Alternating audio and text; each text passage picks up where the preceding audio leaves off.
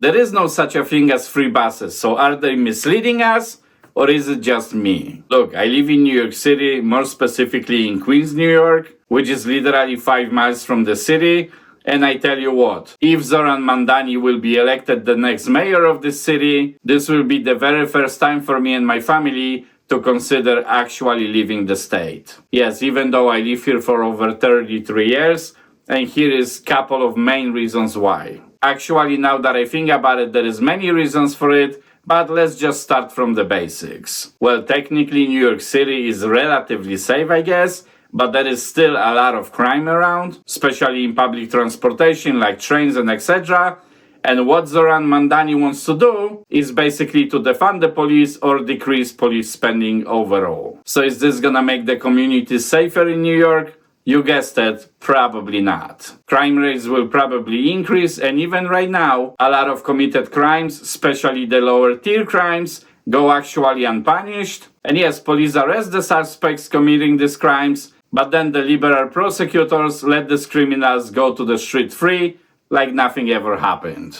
So in my opinion, reducing the police or police spending is definitely not the answer. Second thing that Mr. Mamdani promises, and this is kind of annoying to me actually, and it's because he promises free public buses for everyone. Really? Didn't the MTA just cry that they don't have enough funds, that they cannot fit in their budget? You see, as far as I remember, that was the reason to implement the congestion pricing, driving to New York City. So I guess the simple question for Mr. Mamdani is, if MTA needed these funds before, and New York City didn't supply these funds, how will the buses all of a sudden become completely free? Well, they probably won't. I'm pretty positive that this will increase the taxes on hardworking New Yorkers, just like me and my wife, for example, so no thanks. Then on top of that, just in case if that wasn't enough, he wants to expand the social programs even more, and I'm sorry, but between paying the local taxes, state tax and federal taxes, this is already becoming super hard for middle class families. So this again is not something that I want to vote for. Okay, there is two more things I want to mention that Mr. Mamdani wants to implement, and there is just no way that these silly ideas can even work, especially in the city like New York. So first one is he's planning to open New York City owned grocery stores, and I think there will be a couple of issues with that. For starters, if New York government will control many of its groceries, then a lot of small mom and pop shops, small little groceries on the corners, bodegas, will be probably forced to close. And I don't mean forced by New York City to move or something like that, but basically they will not be able to compete with New York City, especially with some new regulations possibly coming with that idea. And the second thing is, do you think that grocery actually run by New York City government will be operating as good as privately owned business? I don't think so. If you don't believe me, that's fine, but did you ever go to like New York City DMV, for example? And if you did, you already know how it works. I rest my case. And the last thing I want to mention, which has no chance of working in New York City either, and that's freezing the rent in New York City, which Zohran Mamdani also promised.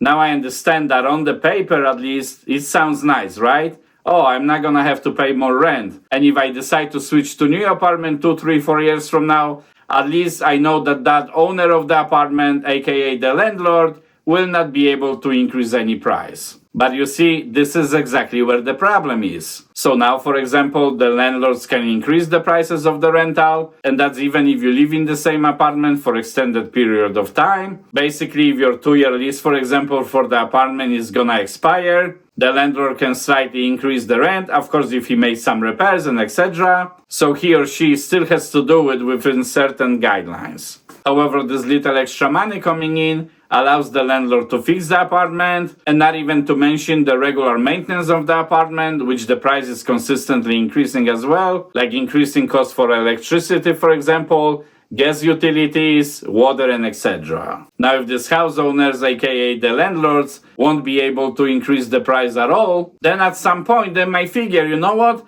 I'm not making any money from these rentals, and I'm just gonna stop renting the place completely. Obviously, the landlords that still pay the mortgages, they probably not gonna be able to do that because they still need the money coming in. But there is a lot of property owners that own the house for like 40 years their building is completely paid off some time ago. And imagine what kind of mess that's gonna cause if they just decide to throw the gloves off and stop renting the apartments completely. Basically, at least at some point, there might be less apartments to rent, less people actually trying to move to New York City or even on the suburbs, which in effect will bring less tax revenue to the New York City. So this going down spiral of New York City will probably continue. Now, you may vote for whoever you want, and I'm not gonna tell you otherwise.